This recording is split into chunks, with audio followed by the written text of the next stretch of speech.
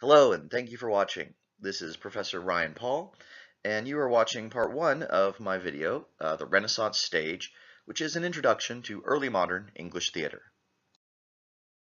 So just to give you an overview of why this is an important topic, what we're really considering here is what's often considered the golden age of English theater, from the 1570s roughly to 1642, when the public theaters were closed down by the English government. And the popular theater was very widespread, very popular, but it was also very controversial. And it appeared in multiple forms. There's, of course, the public theater that we know about. That's what we're most familiar with.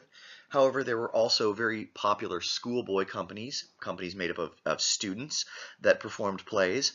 And there were also court masques, which were aristocratic entertainments performed in noble courts by professional actors and by the aristocrats themselves. And of course, the theater of this period is responsible for many, many famous authors, including, of course, William Shakespeare, as well as his rival and friend Ben Jonson, and Christopher Marlowe, and dozens of others. Part one of this video lecture is on the medieval origins of Renaissance drama. So, what are the major characteristics of medieval English drama? Well, first is that the subject matter was almost entirely religious, either directly scriptural or talking about religious and theological issues. And this leads us to its purpose. It was didactic in purpose. That means most plays were expressly intended as a kind of education in morals, ethics, and appropriate religious knowledge for the common audience. The performers were not quite the professional actors that we have later in the Renaissance, but many of them were semi-professional performers, bards, and also amateur actors. Sometimes citizens themselves would take part in these performances because they were often related to city events, civic events, social events, festivals, things like that. So there was not so much a divide between the professional and the audience. Many audience members could actually be performers themselves. One of the major types of drama of the medieval period are what we call morality plays. These were allegorical tales of good versus evil, very straightforward in a sense in terms of their morality. And they contained abstract characters that are not really people, but personifications of moral attributes and so forth. And we see here on the left an image from the cover page of Every Man, a morality play. And as you can see in the graphic, on the left we have a human, on the right we have a figure of death, a demonic figure. So very obvious the kind of stakes that are at play in a morality play. It's about life and death, good and evil, humans fighting against death and suffering, and our evil tendencies. Speaking of every man, let's use that as an example of the typical morality play. The title tells us a little bit about it. It's about the character of every man, who obviously represents humanity. And every man must balance his account in God's ledger book. And these are not metaphors, these are actual things. God has a ledger book that he puts all our good and bad deeds in, and every man has to make sure that it balances up so that he'll go to heaven. And he has a number of friends like kindred, goods, beauty, strength, wit, etc. But they all desert him. They all leave him on his journey in life. But his friend knowledge instructs him that he needs to go to confession. He needs to go meet this person, confession. That is, he must acknowledge his sinfulness and insufficiency before God. And the only friend that accompanies him all the way until his death and to the grave is good deeds. His friend Good Deeds. And Good Deeds is the only one who can balance his account. So you can see the obvious allegory about how to behave, about what the proper morality is.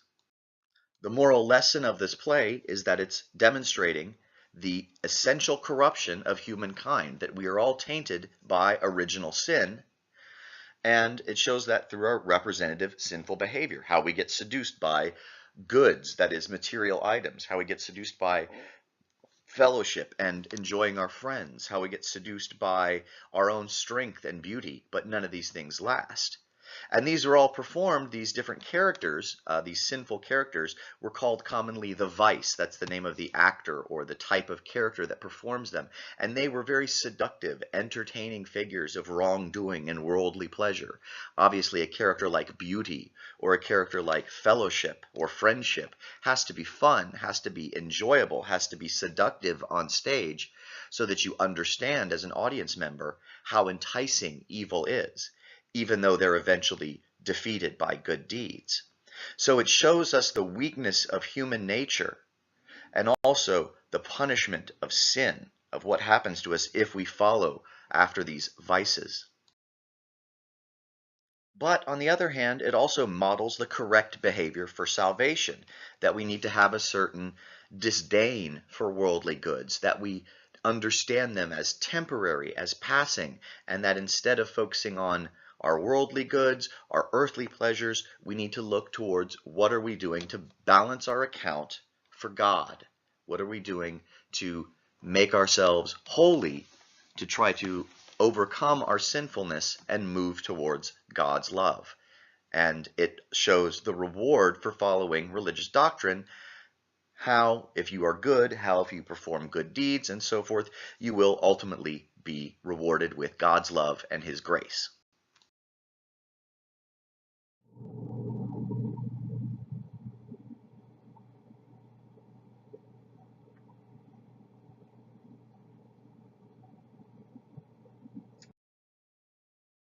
Another important and popular type of drama during the medieval period were what are called mystery plays, or sometimes called miracle plays.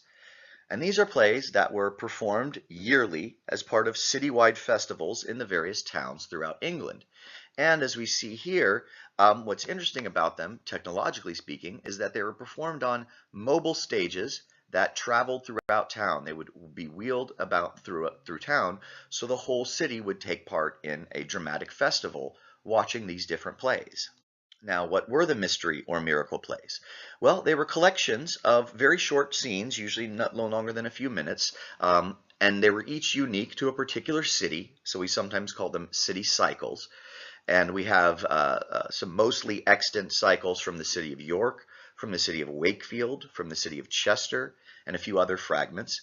They were authored anonymously. We don't have explicit authors for them, so we just talk about the York master or the Wakefield master, who seems to be the unified voice that composed most or all of the plays for each cycle. And the plays themselves covered religious subject matter, and they covered biblical and extra-biblical stories from creation to the apocalypse. So both the stories that are in the Bible as well as the stories that have risen up popularly to supplement the explicit tales in the Bible. And so they had a very obvious didactic purpose: to teach biblical stories, to teach scripture to the illiterate masses. Most people couldn't read, so this was how they learned how God created the world, all the various major stories of the old patriarchs, the story of Jesus, crucifixion, resurrection, etc. They learned it by watching these plays, as well as, of course, going to church. Now, the mystery plays, each one of them within a cycle, would have been performed by an individual craft guild, or sometimes a couple craft guilds working together.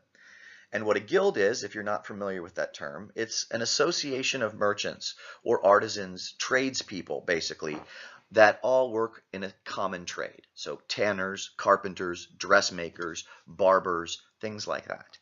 And the guilds were early versions of what we have today, like unions, professional associations, monopolies even.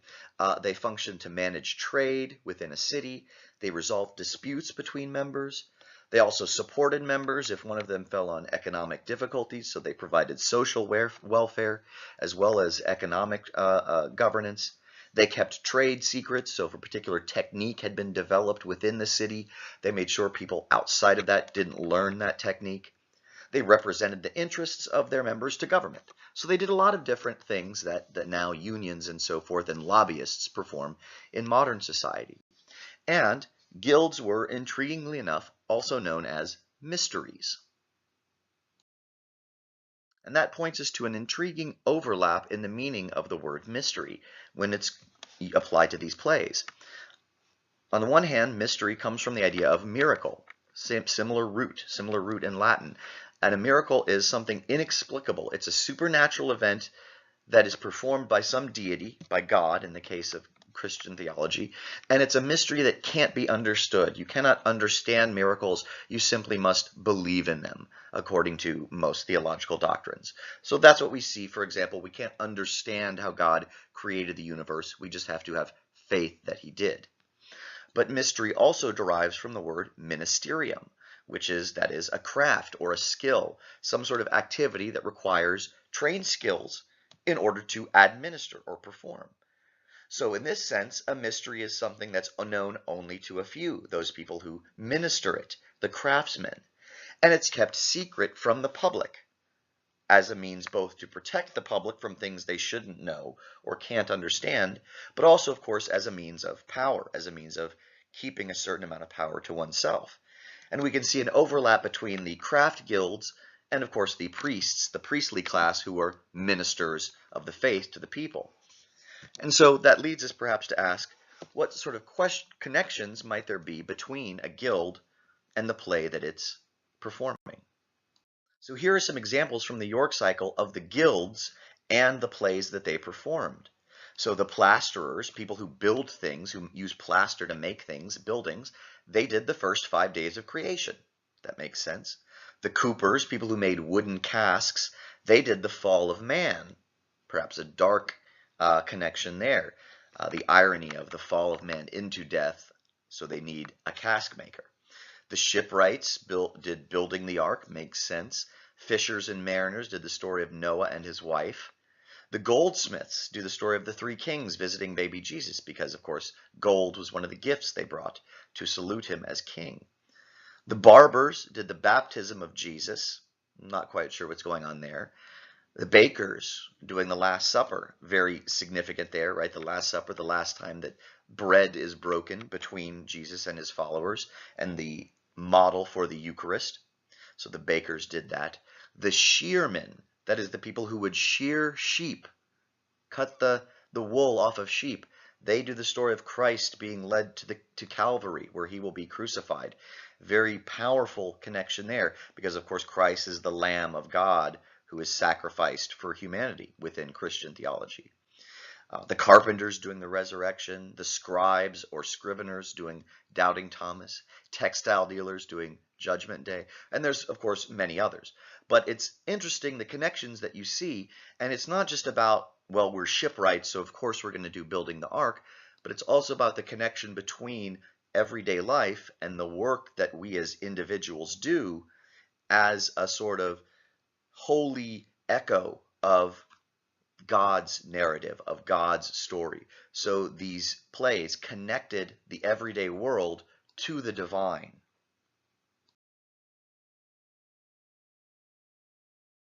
Over the next few slides, I just want to show you some photos that I took in 2006 when I was in York in England, and they performed some of their medieval plays from the York City Cycle as part of an early music festival. The Creation.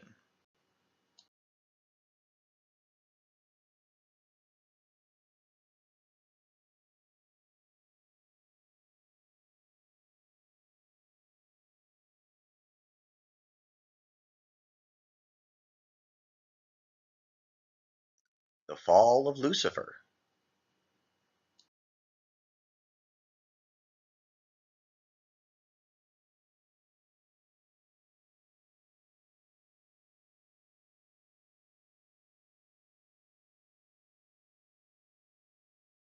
The Fall of Man.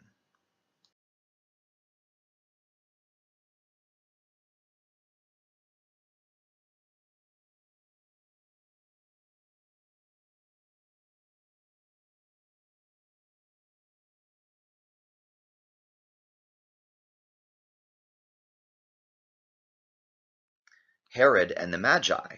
Herod, incidentally, was famous as being a very overblown, violent, over-the-top character in performance. So in Midsummer Night's Dream, Bottom says that he will out-Herod Herod. He's going to be a big, tough character.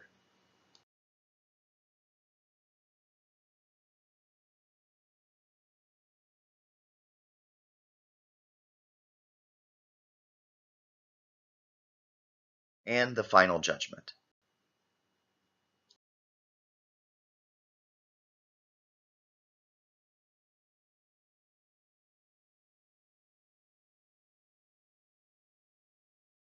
Now, imagine yourself an illiterate medieval peasant. You have no experience of the world beyond your remote English town. All you've ever known is your peasant life of working on this little farm in York. You've never been beyond there. So imagine you've seen something like those photos, something like the plays that have been depicted in those photos. What would you learn from that? What effect would that have on your understanding of the world, of the universe, and your place in it? How much is just conveyed just by the visual aspects of those plays without even hearing the words? And what would that do to you? How would that socialize you? How would that help you understand what your duties were as a good Christian? Now, there were other medieval sources besides the morality plays and the minstrel plays. There were various interludes and brief scenes, improvisations, court entertainments, things like the Commedia dell'arte from Italy being imported over. So short scenes that are approaching the longer forms of the Renaissance drama, but not quite there yet. And they could be dramatic, they could be tragic, they could be romantic, they could be comic, and they were performed by semi-professional actors, traveling troops of entertainers, bards, things like that. They would go to pubs or manor houses of wealthy nobles out in the countryside and perform these little things for entertainment. And also, there were folk celebrations. As a large part of English countryside culture, English rural culture, the various celebrations for harvest and different times of the year, May Day and things like that. So when these were filled with dancing, pageantry, the common people getting together to celebrate, eat, and drink together. And these were a very important and rich part of the public performance tradition in medieval England, and that fed into the Renaissance drama tradition. And I give a little bit more information about them if you're interested in my video, The World of Midsummer Night's Dream, which is also here on YouTube.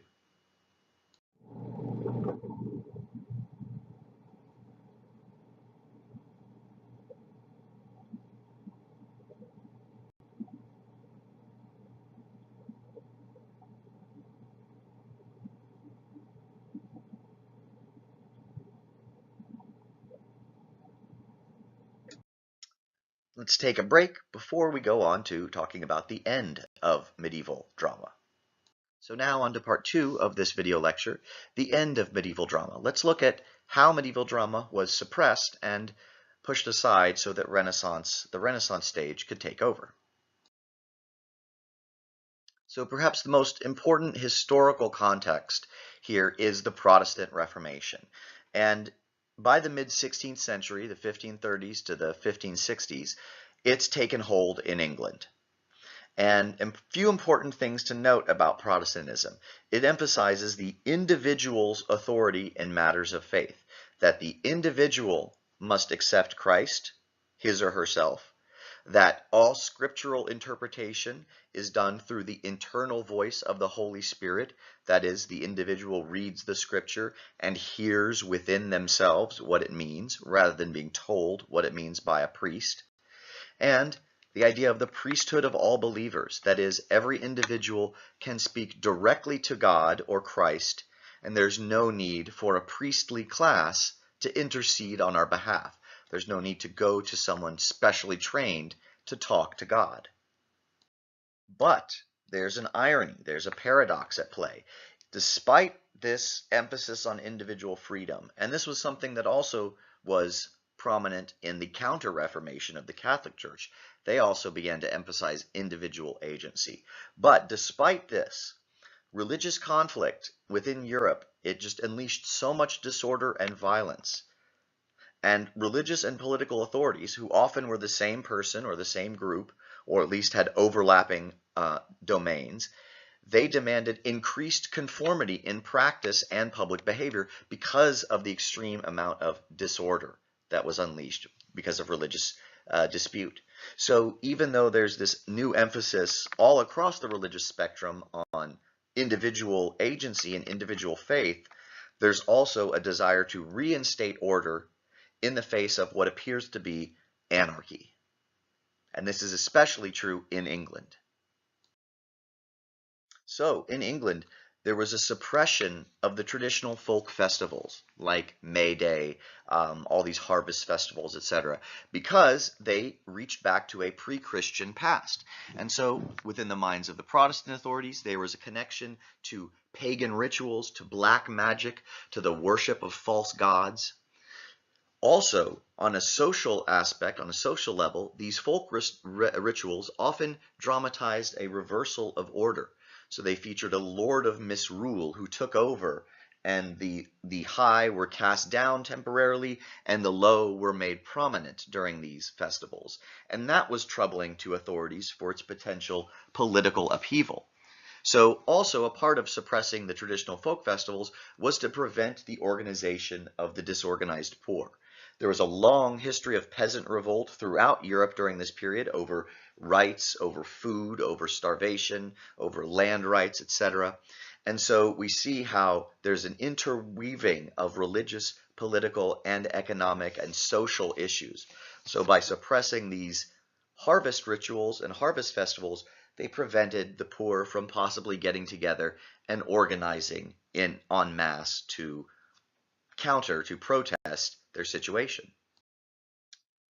The Protestants also suppressed the morality and mystery play traditions because of their explicit religious content. That may seem odd that a religious group is going to suppress a religious text, especially a Christian story, but it's because the morality and mystery plays were part of a Catholic culture and promoted Catholic doctrines that were rejected or at least controversial in the new Protestant faith. For example, the idea that good deeds would lead to salvation was rejected by and large by most Protestants. They did not believe that you could buy your way into heaven by doing good things for God.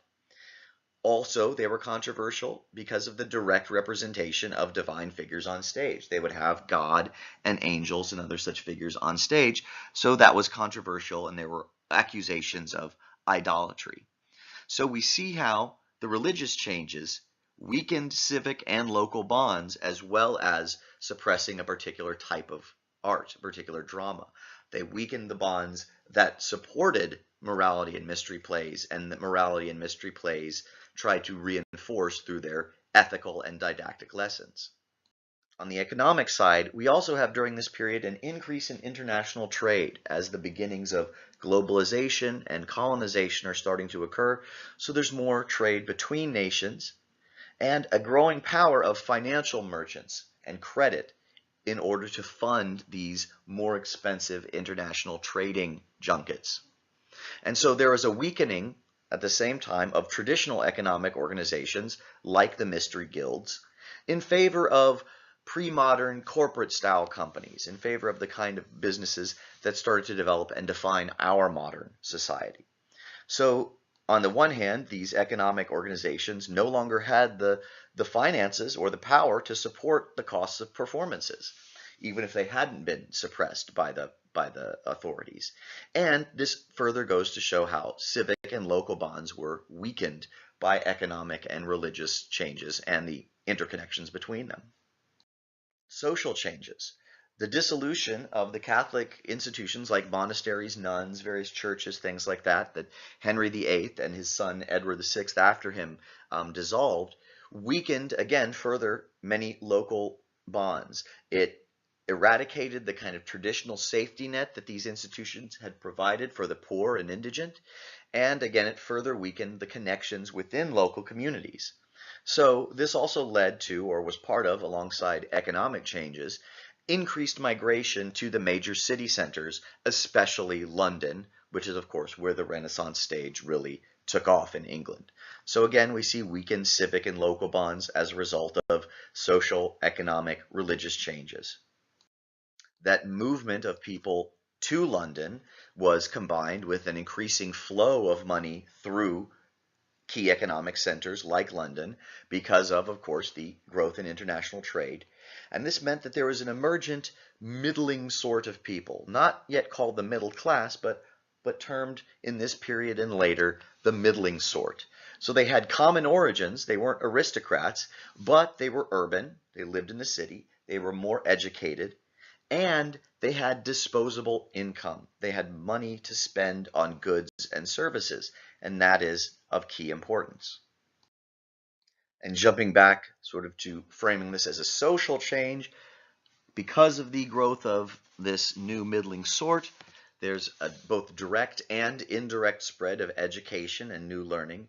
More people are becoming literate, but also there's just sort of a general spread of education as those people percolate and circulate through the society. And with the suppression of the folk entertainments and older plays and the new disposable income of the newly educated merchant class, there's a desire for new forms of entertainment. So all of these things together lead us to the birth of and desire for a new Renaissance stage.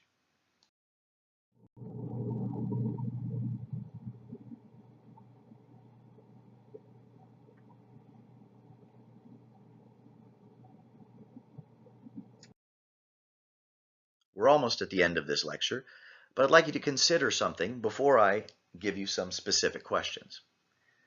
The medieval stage, as I've discussed it here, served a number of different functions in medieval English society.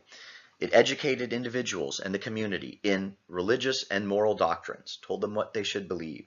It bound together the community in the expression of shared values as well as shared fears.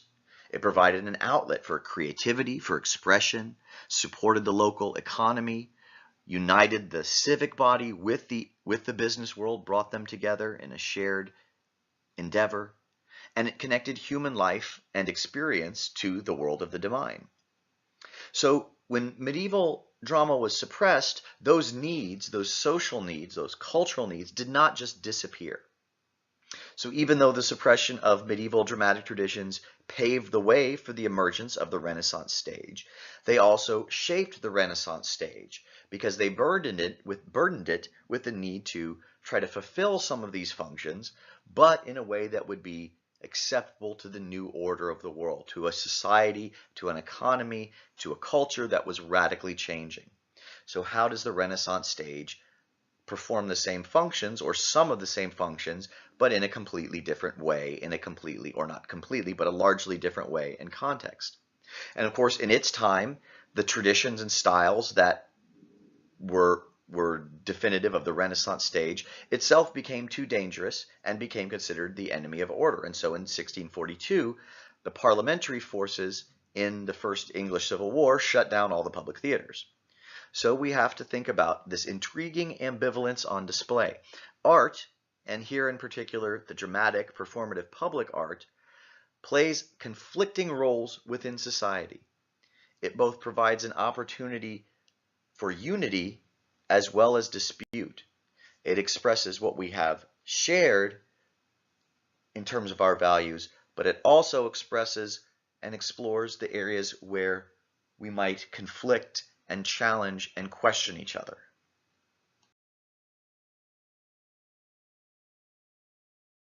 Now, if in the Renaissance religious topics have become too sensitive to be directly portrayed on stage, how do Renaissance playwrights and Renaissance plays engage with the social and psychological consequences of religious upheaval in an indirect way, with the questions that these upheavals raised and the problems and challenges that individuals faced in their daily life because of this upheaval? How do Renaissance plays deal with that indirectly? On the same topic, how do they address questions of religious doctrine and practice and the theological issues that lie beneath them without openly talking about it? If they can't talk directly about religious issues, how do they really, in other words, satisfy our innate human need for an answer to the major questions of, as Douglas Adams put it, life, the universe, and everything? That's what we look to art for. So how do they do that if they can't talk directly about God? If traditional entertainments raise too many questions or contain too many representations of disorder, can we say that the Renaissance plays that we've read in the past, whether Shakespeare or others, do we see them as encouraging a greater trend towards conformity? In what ways? On the same topic, how do these plays represent the conflict between order and disorder?